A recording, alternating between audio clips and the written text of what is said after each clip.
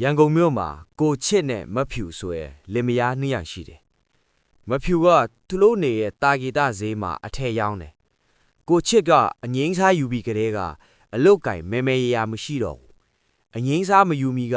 ဝယ်ထားတဲ့ Honda Fit ကားလေးတစ်စီးရှိတယ်။အဲ့ဒီကားလေးနဲ့မဖြူကိုမနက်6နာရီဆိုရင်အထက်ဆိုင်လိုက်ဖို့ညနေ6နာရီသွားကြိုဒါဟာကိုချစ်ရဲ့ပုံမှန်နေ့စဉ်အလုပ်လို့ပြောရမှာပဲဒီလိုနဲ့ပြီးခဲ့တဲ့တလလောက်ကအီရန်နဲ့အစ္စရေးအမေရိကန်တို့စစ်ထစ်ကြတယ်အီရန်ကရေနံနဲ့ကုန်တင်သင်္ဘောတွေတွာလာရမှာအရေးအပါဆုံးဟော့မုတ်ရေလက်ကြားကိုပိတ်ပစ်လိုက်တော့ကမ္ဘာနိုင်ငံအသီးသီးမှာလောင်စာဆီပြဿနာတွေဖြစ်လာတယ်တာဝန်ရှိသူတွေ73စီတွေကိုချွေတာတဲ့နီလန်းပေါင်းစုံလွတ်လာကြတယ်ကိုချစ်တို့စီမှာတော့စုံမနံပါတ်ကားတွေကိုစုံရက်မရက်ခွဲထွက်ခိုင်းတာတို့73စီဆိုင်တွေမှာ73စီကိုလည်းစုံကားကိုစုံရက်ရောင်းမကားကိုမရက်ရောင်းတတ်မှတ်လာကြတယ်လူတွေကိုလည်း73စီအလုံလောက်ရှိကြောင်း73စီတွေကိုမလိုအပ်ပဲဝယ်တာတို့မလိုအပ်ပဲကားတွေသုံးတာတို့မလုပ်ကြဟုတာဝန်ရှိသူတွေကညွှန်ကြားချက်တွေထုတ်လာတယ်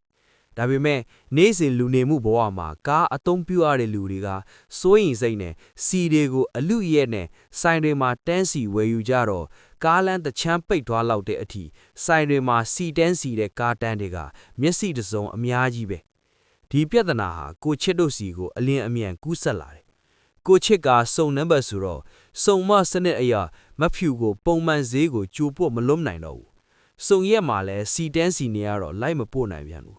မဖြူကတော့ဆိုင်ပိတ်ထားလို့မရတော့လမ်းထိပ်ကဘေးတွဲကောင်လေးနဲ့နေ့စဉ်ဆိုင်ကိုအသွားအပြန်သွားနေရတယ်။ကိုချစ်မှာတော့စီတန်းစီရရဲ့နေ့တွေများလာတော့စီဆိုင်ရှေ့မှာဈေးရောက်တဲ့ကောင်မလေးနဲ့စလိုက်နောက်လိုက်နဲ့ကိုချစ်ရင်းနှီးလာတယ်။မနက်9နာရီလောက်ကထမီစီတန်းစီတာကားတန်းက9စင်းကျဲလို့တကွေတစ်ပတ်ကြီးဖြစ်နေပြီးကိုချစ်ကအမီးပိုင်းမှာပဲ။နေ့စဉ်ရောက်နေတော့အဆင်မပြေဘူး။စီဆိုင်ရောက်တော့နဲ့စီကုံသွားတဲ့ရက်တွေကများနေတယ်အိမ်ကိုပြန်ရောက်တော့မဖြူကလမ်းထိပ်ကဘေးတွေကောင်လေးနဲ့ဆိုင်ဖွင့်ဖို့သွားကြပြီဒီလိုနဲ့ဒီနေ့ကိုဖြူကဈေးရောက်တဲ့ကောင်မလေးအကူညီနဲ့စီတန်းစီတဲ့ဗျူဟာပြောင်းပြီးည9နာရီလောက်မှာစီတန်းစီကိုသွားတယ်ဒီအချိန်မှာတော့နေရာဦးထားတဲ့ကားက150စီးလောက်ရှိနေပြီဈေးရောက်တဲ့ကောင်မလေးသူ့ဆိုင်မှာညအိတ်တာဆိုတော့သူ့ကိုကားဆောင်ပေးဖို့အကူညီတောင်းပြီးကိုချစ်ကကားကိုတန်းစီနေရဦးထားခဲ့ပြီးနောက်တနေ့မနေ့9နာရီလောက်စောထသွားလိုက်တယ်မနေ့6နာရီလောက်မှာစီဆိုင်ဖွင့်ပြီးတနာရီ30မိနစ်လောက်မှာစီဆော့ပေးတယ်။ကားကိုဆက်နှိုးလိုက်ပိတ်လိုက်နဲ့စီဆိုင်ရှိတဲ့နေရာကိုမောင်းသွားလိုက်တာမနေ့9နာရီ30မိနစ်လောက်မှာစီထည့်လိုက်ခဲ့တယ်။တန်းစီနေတဲ့ကားတွေကိုတတ်မှတ်ထားတဲ့ engine power အရာစီပေးတယ်။ကိုချစ်ကားက35လီတာရတယ်။ကိုချစ်ကဝမ်းသာအားရနဲ့မဖြူကိုဈေးလိုက်ပို့မယ်လို့တွေးပြီးဖုံးဆက်လိုက်တယ်လူကြီးမင်းခေါ်ဆိုတော့ဖုံးမှာစပိတ်ထားပါသဖြင့်ဖုံးခေါ်ဆိုရနေပါရှင်လိုက်ပို့တော့မယ်လို့တွေးပြီးကားမောင်းလာခဲ့တယ်အိမ်ပြန်ရောက်တော့အိမ်ရှိတကားပိတ်ထားတာတွေ့တော့မဖြူဈေးသွားပြီးထင်တယ်တွေးပြီးပါလာတဲ့တောနဲ့အိမ်တကားဖွင့်ပြီးဝင်လိုက်တယ်အိမ်ရှိထိုင်ကုန်ပေါ်ထိုင်ပြီးမဖြူဆိုင်တော့ကိုဘာလို့ယူမသွားတာလဲလို့တွေးနေရင်ဆိုင်တော့နဲ့ဖိထားတဲ့စာတစ်စောင်တွေ့တော့ဖွင့်ကြည့်တော့မဖြူလက်ရေးနဲ့ရေးထားတဲ့စာသားက